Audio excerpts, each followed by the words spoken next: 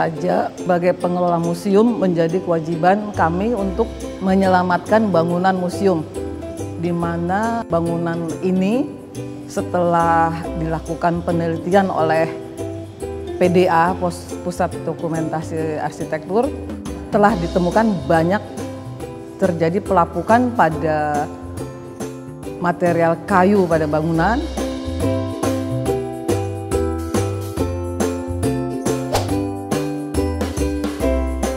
Kemudian juga pada plester dinding bangunan yang akhirnya memang perlu segera penanganan konservasi untuk bangunan Museum Sejarah Jakarta. Untuk itu, Museum Sejarah Jakarta tutup total sejak tanggal 15 Oktober 2014 sampai dengan pekerjaan ini selesai.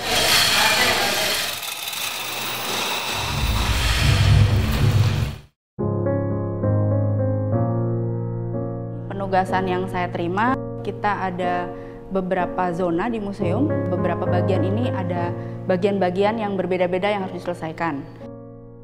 Contohnya kalau di bagian ini, di zona A ini, kebanyakan balok-balok besar, balok-balok lantai yang nanti kita bisa lihat di langit-langit, itu banyak kena rayap. Juga kusen-kusen.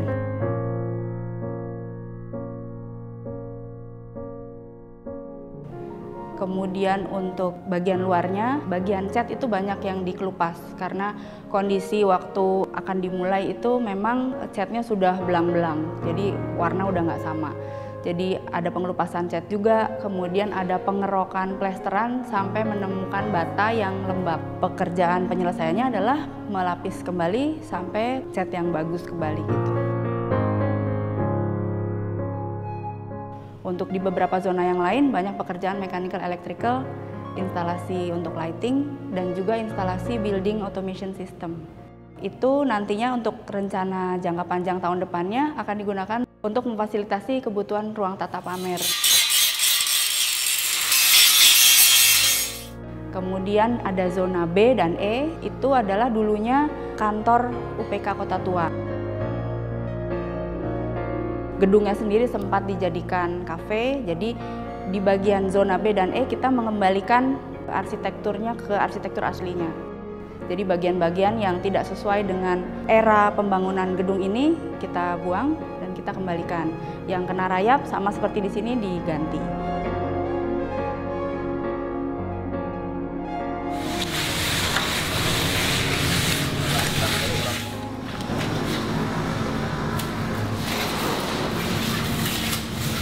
Dan untuk yang zona B dan zona E, karena itu kan seperti L gitu bentuknya, juga banyak terjadi terkena rayap, itu terutama di bekas UPK, yaitu Kota Tua, UPK Kota Tua. Nah, itu di situ memang banyak yang terkena rayap, kita ganti dengan kosan dan jendela baru.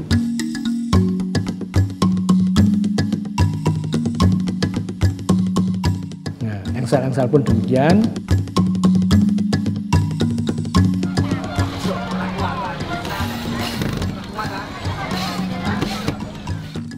Kemudian bagian bawah ini lantai, itu yang lantainya keramik kita ganti dengan batu alam.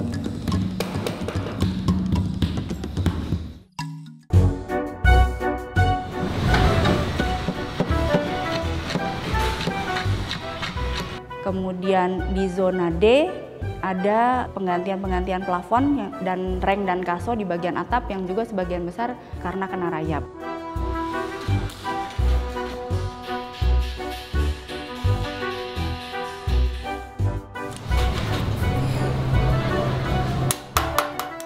Ini selain daripada dinding luar seperti yang di zona A, itu di bagian plafonnya itu sudah mengalami kerusakan.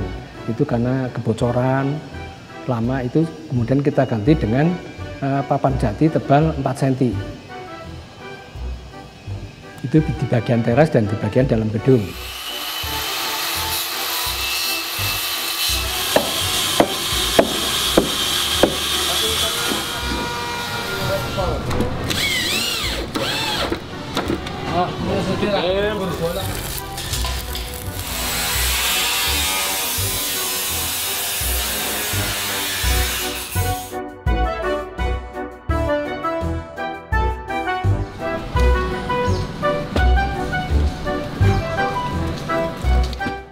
Ya, kalau konservasi kadang-kadang ini sebuah proyek yang unpredictable.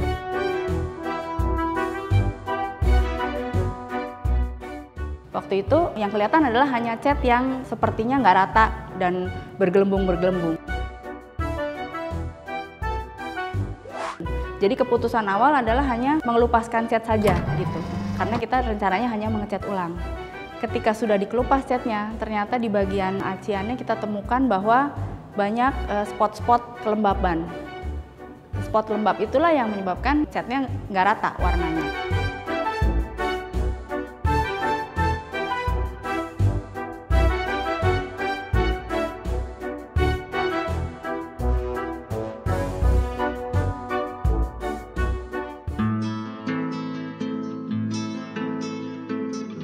Karena sudah bagian ini sudah mengalami ada yang retak sama penggaraman. Karena kita tahu bahwa Museum Sejarah Jakarta ini dekat dengan laut, sehingga bata-batanya yang bagian dalam itu sudah kena penggaraman. Pada dasarnya dinding itu berdiri di atas tanah kan? Nah, di tanah ini pasti kandungan airnya tinggi. Terjadilah kapilarisasi, perembesan ya bahasa Indonesia, perembesan ke atas. Kalau permukaan tadi diplester dengan cat yang akrilik, dia akan berhenti di belakang cat tadi, terjadilah cat itu mengelupas. Untuk itu, maka bagian-bagian yang plesteran dindingnya itu sudah mengalami keropos dan retak-retak, ini kita kupas sampai ke bagian daripada kelihatan batanya. Kemudian kita plester kembali dengan ini plesternya itu adalah dari Keim, itu produk dari Jerman.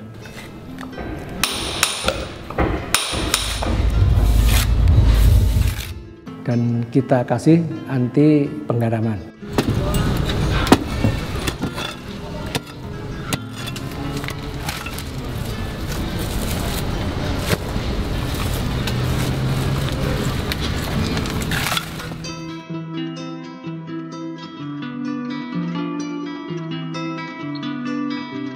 Salah satu cat yang harus kita seleksi, yang harus kita gunakan adalah catnya harus bernafas atau breathable.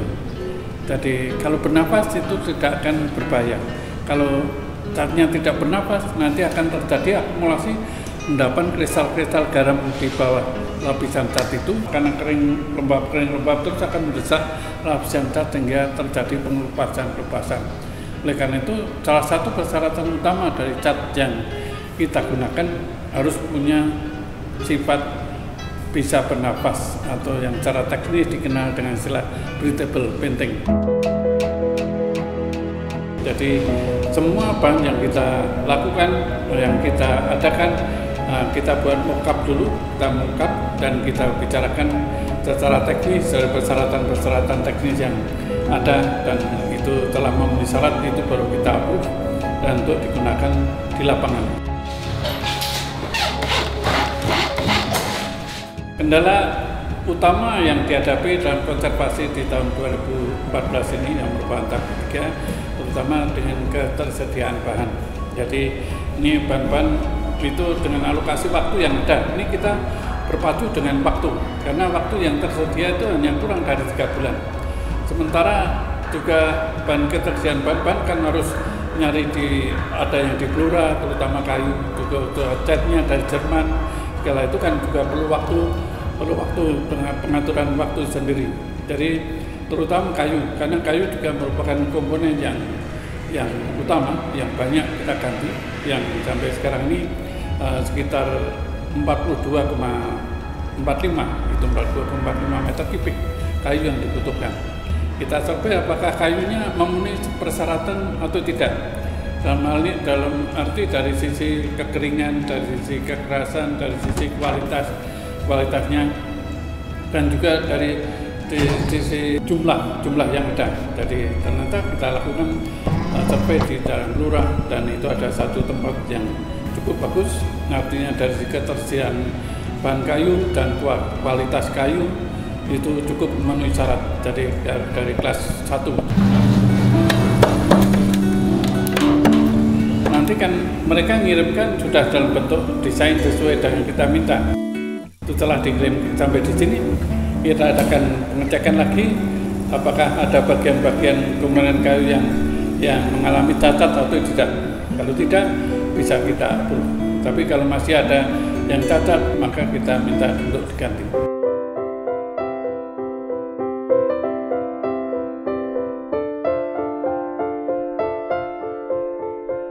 Museum Sejarah Jakarta untuk tidak mengecewakan pengunjung museum, tentu saja selama proses pekerjaan konservasi bangunan pada seluruh dinding bangunan bisa kita lihat, kita buat backdrop, giant backdrop.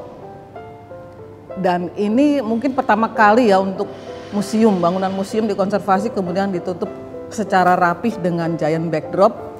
Jadi bisa kita lihat giant backdrop tampak dari samping maupun dari muka seperti tidak terlihat bahwa bangunan ini sedang dikonservasi. Jadi pengunjung masih tetap bisa berfoto-foto ria di depan bangunan.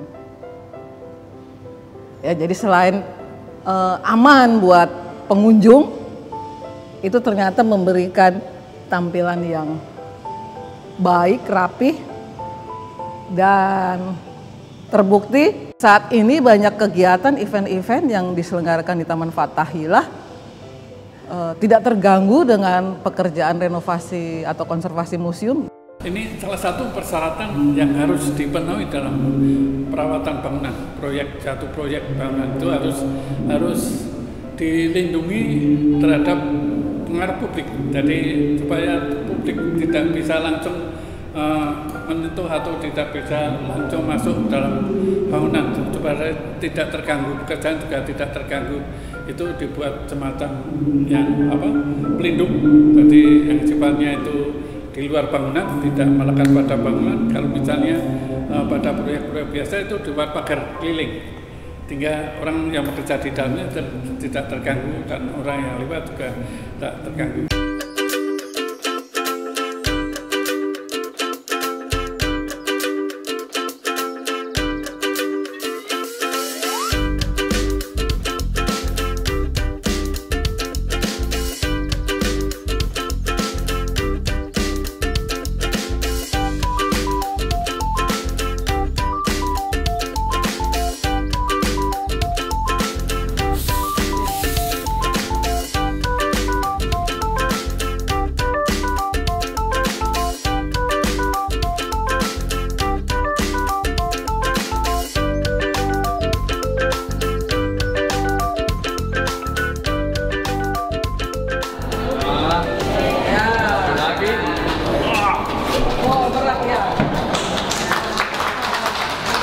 Harapan saya setelah dikonservasi bangunan Museum Sejarah Jakarta, kita lanjutkan dengan proyek berikutnya menata interior tata pamer permanen Museum Sejarah Jakarta yang akhirnya ini akan menjadi dedikasi kami kepada pengunjung museum untuk melihat tampilan baru pameran permanen Museum Sejarah Jakarta.